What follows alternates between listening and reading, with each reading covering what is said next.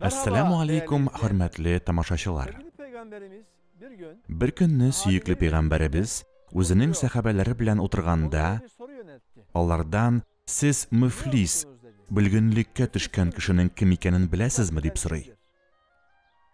Səhabələr isə bizningcə müflis ol, ziyan görgən kişi, bir nərsəsiz, mal-mülkətsiz, aqşasız qalğan kişi deb cavab bирә. Resulullah yox, bu alay түгел. Kıyamet günündə şundan da ziyan görgən kişi bulub, jirdə öz vazifasını başqarıb, namaz oqub, uraza tutub, zəkat tüləb, əmmə başqalarını sügib, kişilərə yala yağıb, yalğan söyləb, başqalarının milkinə qol suzub, haqlarını ödəmi yaşayan adam тұрашaq. Bu kişinin qılğan izgiliklərinin, оқылған namazlarının savablары alınacaq, həm ul haqına kirgən kişilərə veriləcək. Ol jirdə qılğan ibadətlərinin bir savabı, bir yaxşılığı da qalmayacaq.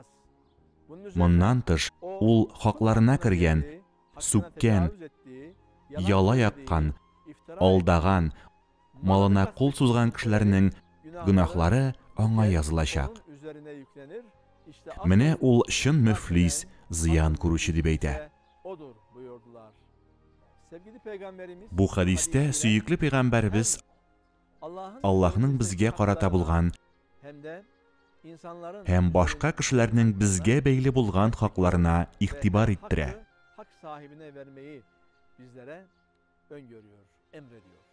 Әлбәттә, безнең Аллаһ каршында үтәргә тиешле бурычларыбыз бар. Алар хадистә санала. Намаз, ураза, зәкят һәм башкалар. Һәр мөмин мөселман аларны үтәргә тиеш. Шулай ук без Аллаһ кулларының хакларын хакларга, ягъни исламда кешеләр арасында каралган әхлаки принципларны сакларга тиешбез.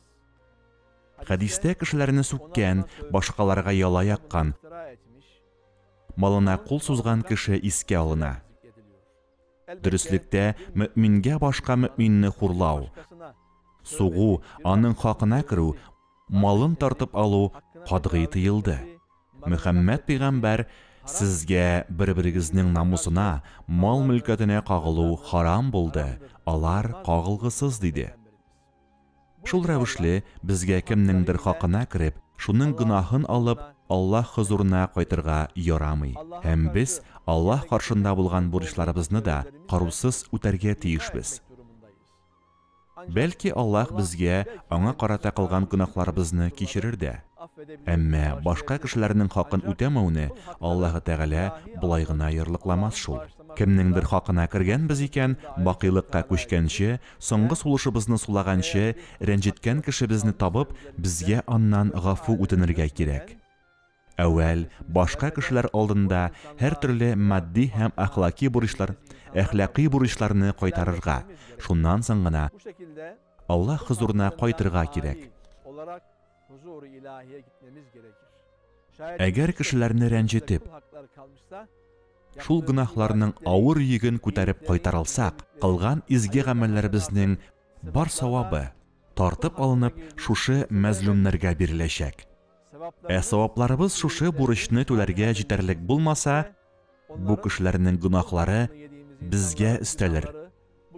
Менә шушы ул чын müflis, зыян күрүче дип аңлата пәйгамбәрбез.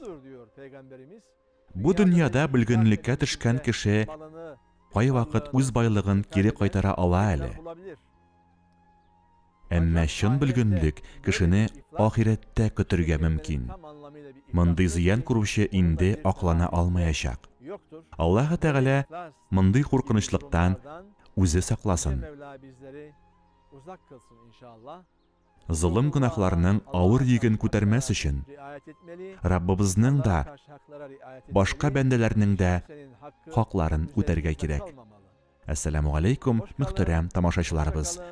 Аллаһ сезне рәхмәтеннән ташламасын.